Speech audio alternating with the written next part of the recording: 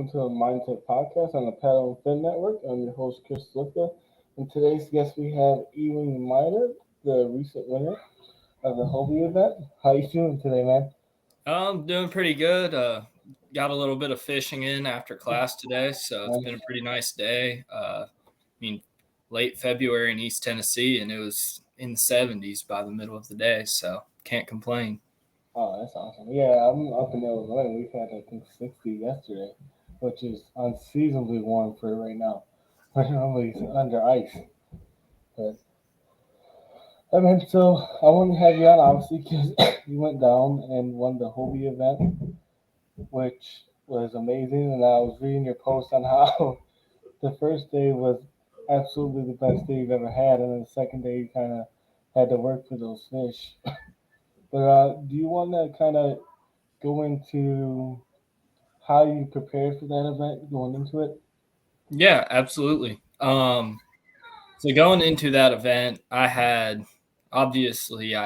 I have said many times, I had been down there just before the off limits period for a college tournament. So I had already had some experience down there and knew a good bit about the Harris chain.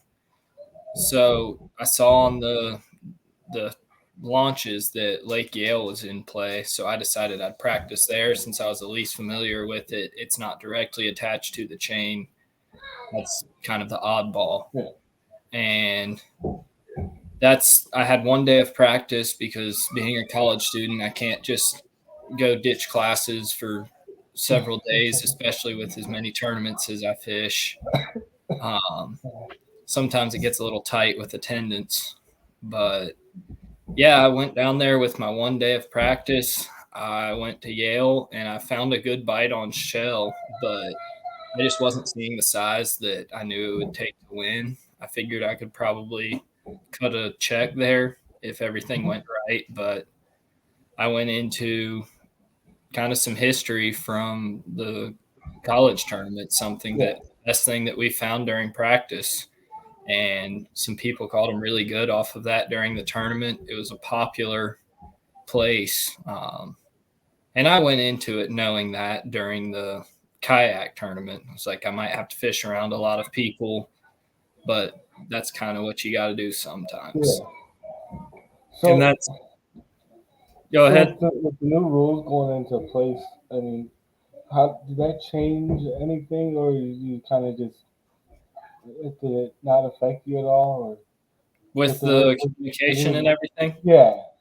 Yeah. So, I mean, it was definitely different as on day one, I did share the spot, not being able to communicate back and forth about what's going on around us. Yeah. Like we can talk about the weather or whatever, but can't talk about how anything's affecting fishing, how, maybe something subtle with the presentation, which ended up being a big key. And that was interesting to see that play out because had it been the same rules as last year, I absolutely think you would have seen both of us have really good days where we could just bounce ideas off of each other. But they changed the rules for a reason, and I think it really played out in this event. Yeah. So going into that first day, did you feel like you were on them, or did you just kind of feel like you were going to go out there and just fish a certain spot that you were comfortable with? Well, I hadn't thrown a cast on this spot in probably over a month, if not right at a month. And I knew what it was. I'd already seen it all on a graph. Obviously, we practiced it. And the guy that I knew I was going to be sharing the spot with, we had already talked about it. He's one of my good friends, Jordan Marshall. But we had talked about it. He had hit it during practice. And I told him, I was like, hey, like, that's kind of what I was banking on. I was like, we can share it, no problem. So I knew that there were still fish there and we're still allowed to communicate during practice. So that was nice. But really, I was expecting it was more than me and him going in there. And how you said, like, your podcast is about the mindset. Yeah. I was going in thinking like, yeah, I'm going to be around. I was thinking 3, 4, maybe 5 kayaks on that one spot. And I knew that that's kind of when you're fishing around other people, that's completely mental. Yeah. You got to keep your head in and stay focused at all times and not worry about, what the guy next to you has or what he's doing. Just keep fishing and try to get the bites. Not let distractions get to you. But yeah, I knew that spot had winning fish on it, at least in the past, and I figured that was my best bet. It was something that I didn't have anything to fall back on around it. That was where I was going, and if I didn't catch them there, I was going to load up and leave and go to a different lake. But ended up sticking it out there both days, all day, never left, and it paid off. But sometimes that can be really challenging, just sitting on a spot and not leaving. It comes down to fish management, and you don't know what you have or how many fish there are, especially with grass. But that's one thing I've noticed over, several good tournaments I've had fishing on these places with a lot of offshore vegetation is typically if you find quality fish and grass, they're not alone. I mean, just like this past fall on Gunnersville, I had I think 101 something, and it was in September when it's not very good. And I made laps on one path, never moved more than maybe a quarter mile. Okay. In just a place that you think would be fished out, it just keeps producing fish time and time again. And every time I do those laps, I'd get a bite or two. So that just seeing that in the past, that you can sit on one patch of grass, there's almost always more fish than you would think in grass. I mean, same thing played at Caddo with there was a grass flat that I'd say out of the top 15, there were probably at least 7 or 8 people fishing it.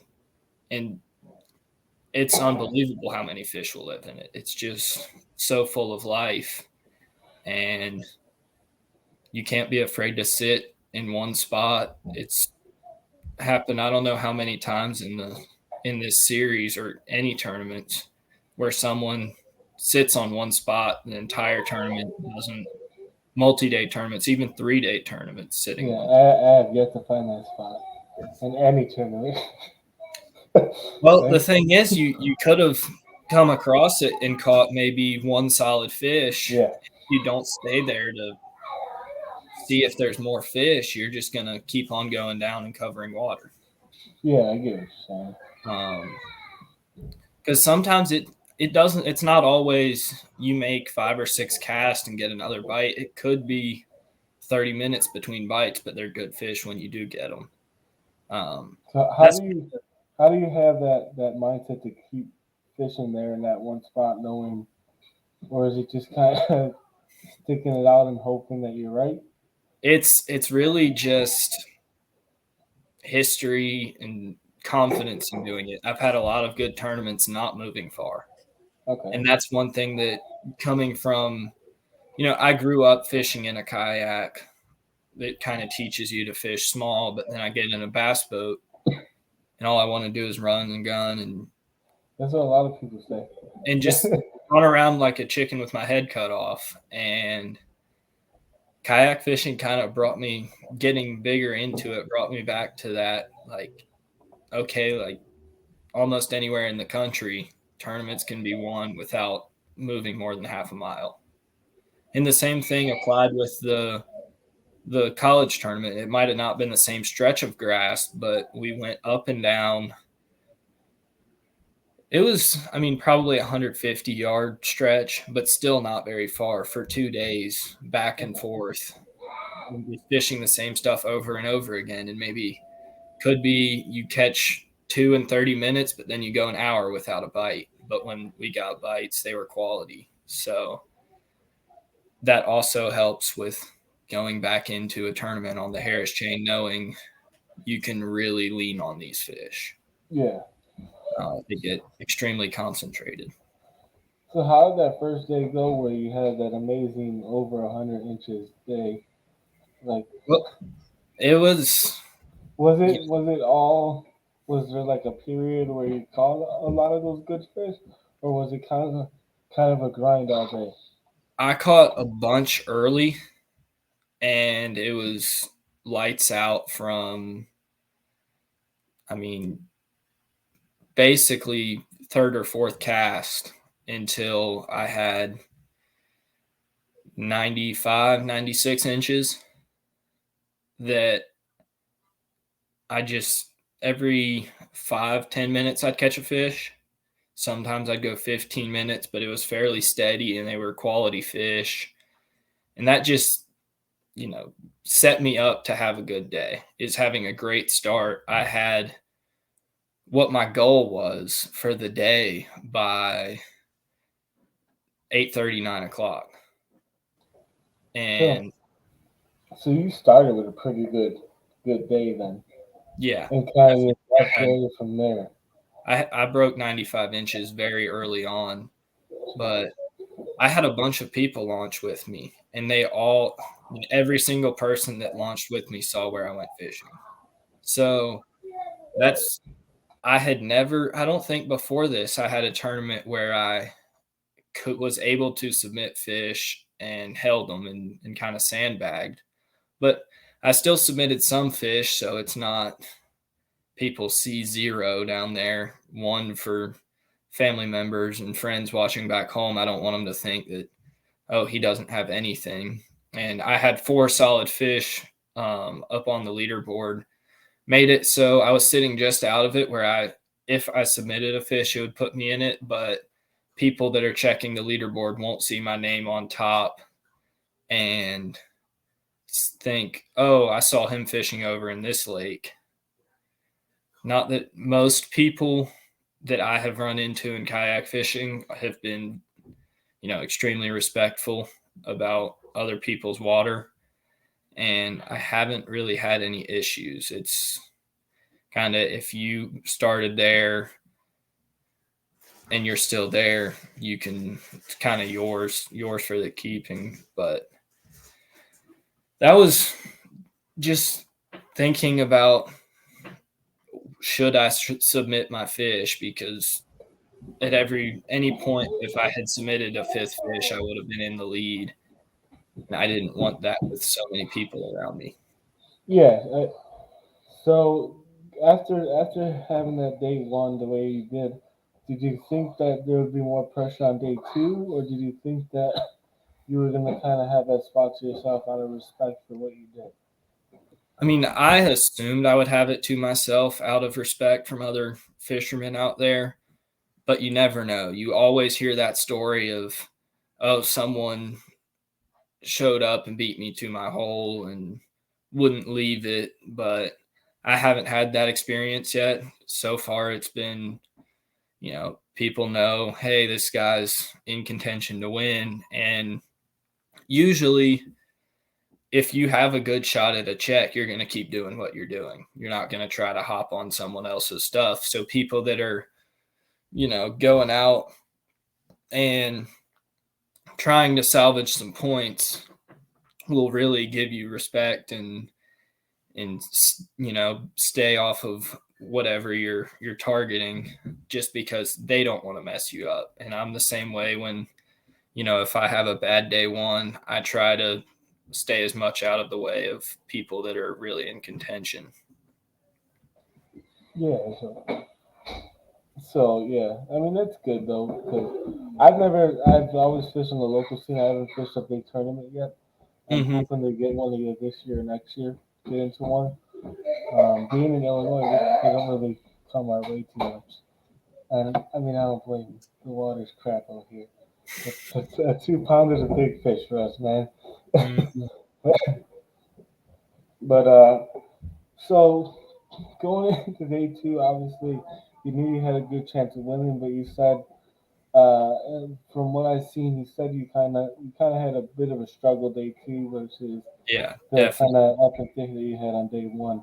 You kind of want to go into that a little bit. Yeah, so day two faced with very different conditions, and I knew that the fish would still be there. It's just getting them to bite. And it was slick calm, which I really don't think affected them. It was more of the boat traffic running, not just nearby, but directly over what I was fishing. And with, it's not very deep water. They definitely don't like boats coming over them. And mentally, that was the most challenging part of the tournament was still staying there, even though I felt like most of the time that I was there, I wasn't going to catch fish because boats were either running over it or had recently run over it, and the fish were still acting funny. Yeah. Um, so when you say boats were running over, they kind of just running over the grass that you had finished the previous day, and they just weren't there that Saturday, or So on Saturday, there was a very strong wind coming across the lake, and I think most of the bass boats were running the protected side of the lake so they okay, wouldn't get beat up. But when it was slick calm, I think they were wanting to cut that corner, which I was sitting probably 100 yards off of the bank. And, if someone is going down through there, they're not really wanting to go around me. It really wouldn't put them that much out of their way, but I don't know if I so was hard to see out there or they just yeah, didn't care, but it was constant throughout the day and really, really messed up the fishing. okay. So at what time did you feel on the second day like kind of relaxed, or was it not, or was it not that at all? I, I wasn't relaxed until about, I think it was like 2:15, 2:20, somewhere in there. When I had a really big call, I settled down a little bit after because I went like the first 20 or 30 minutes of the day without catching a fish, even not even a small one. So, and I don't think the day before I really even had 20 minutes where I fished and didn't catch one. Um, so that was kind of stressful for me. But then I backed off of the grass that the boats were running over. There was still kind of a shad spawn going on, but it's a weird. I don't know how the shad spawned down there, but it's not on the bank like most places. They were just flipping around on top of the water in groups, and I think Was it kind of around the grass? So I heard Florida's always way different than anything else you ever fish. um, it was mainly over top of the grass, but there was still a lot of bait fish running around the surface, um, out towards the middle. And I guess I just backed off because one to kind of have my presence less and not be casting a chatterbait, which makes quite a bit of commotion through there. Just give them a little bit of a break. And I caught two 19 inchers back to back casts out away from the grass. Yeah. Those were the only two fish I caught out off of the grass, but that gave me a lot of confidence to have those two quality fish and knowing, all right, if I get, three between 15 and 17 inches, I'll probably win this tournament or at least have a very good finish. And the rest of the day, I slowly picked away at fish, pretty consistent, but definitely wasn't as hot and heavy as the day before. And when I did get bit, it wasn't big. They were still decent fish, most of them in the 15 to 16-inch range, and it was a struggle. I did catch a lot of small ones that didn't help throughout the day, but I thought about going to the bank, and I was thinking, because I was like, these boats are never going to stop running over Yeah. what I'm fishing. Luckily, I stayed out there because about 1:30, 1:45, all the boats were really they were really running over it, but they were headed back towards Harris, which is where the big boat tournaments come out of. So I think they were all, making their way back to weigh in, probably at a 3 o'clock weigh in, just playing it safe. And about 2 o'clock, the boat traffic really died down a lot. And that gave those fish a little bit of a break. And that was when I was able to catch, I think it was a 17 and a quarter and a 20 and a quarter in the last hour of the tournament. And that's where I finally settled down. I was like, I've got 93 inches. That puts over 100 inches a day.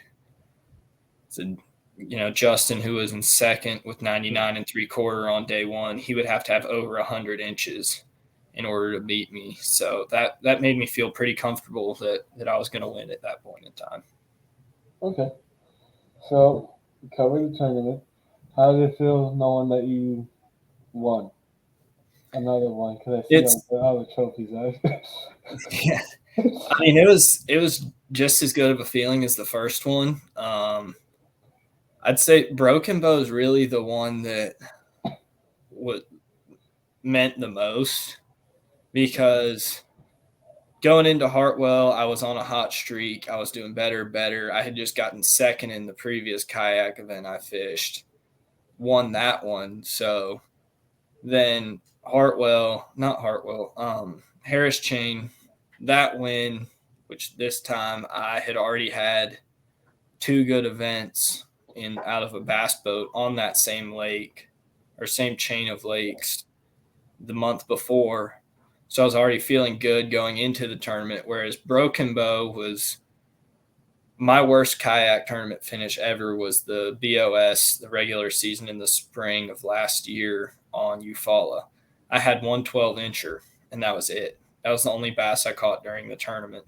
Broken Bow was the very next tournament. So that one was I was very tight on funds at that point, and it's when you need it the most to keep traveling. It's between college, not being able to work much, and all the expenses of traveling to all these tournaments. It's a lot more affordable than a bass boat.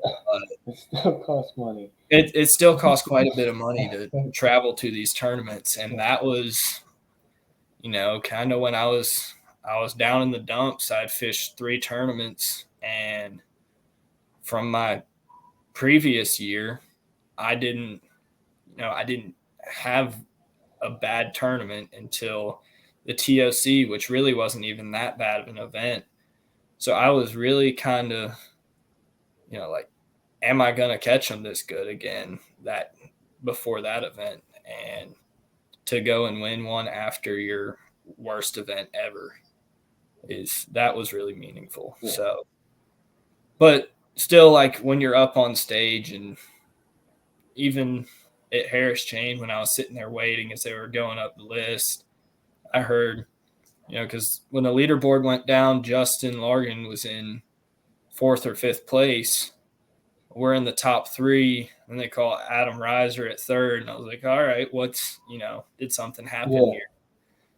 Even when you have that big of a lead, anything's possible, and the nerves always get going right when they're calling it. Yeah. So that's the tournament. So we have about 5 minutes left. I just wanted to bring up, obviously, you brought up the college stuff. How's everything going on the college side? I've really had my freshman year of college fishing. I did pretty good during the fall, and then started struggling a lot.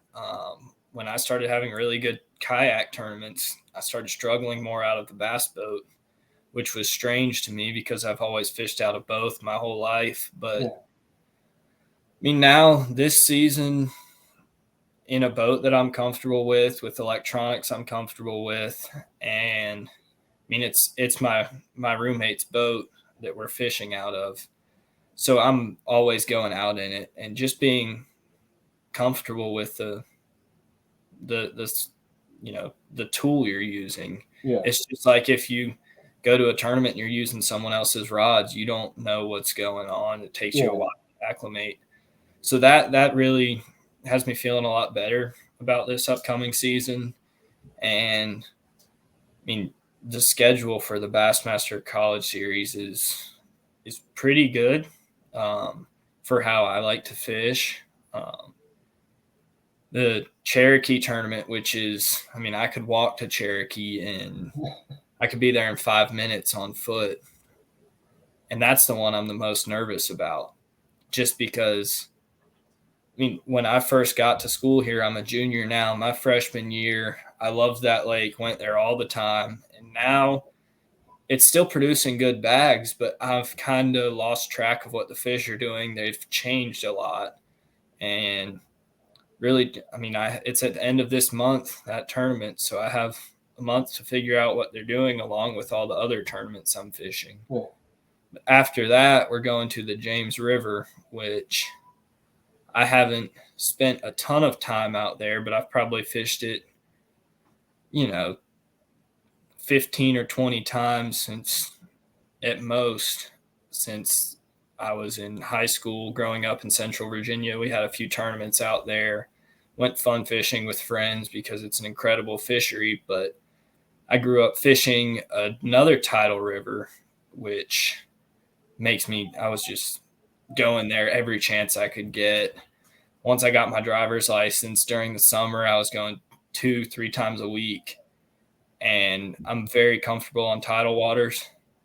That event should be a really good one, and that's the one I'm most excited about.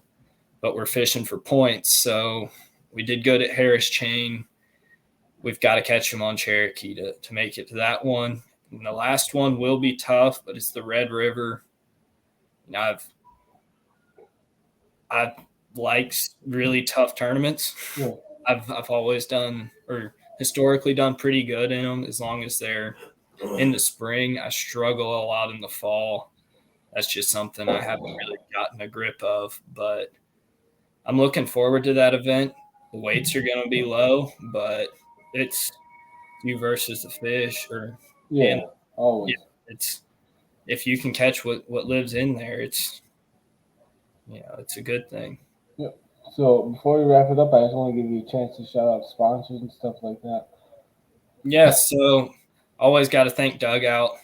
They've supported me since day one when I got into the national series of kayak fishing. BioNO Power, I've been running their batteries for over a year now, and almost 2, and they've been flawless. I have the same battery since when I started. For my electronics, great. I mean, it lasts all day. Yeah, great picture and clarity. People that use exact battery. People that use them love them. I haven't heard any complaints about their batteries. Newport Vessels, the NK180, it's great all-around motor. It's not the fastest one out there. It cuts through grass and it'll take a beating and run all day long.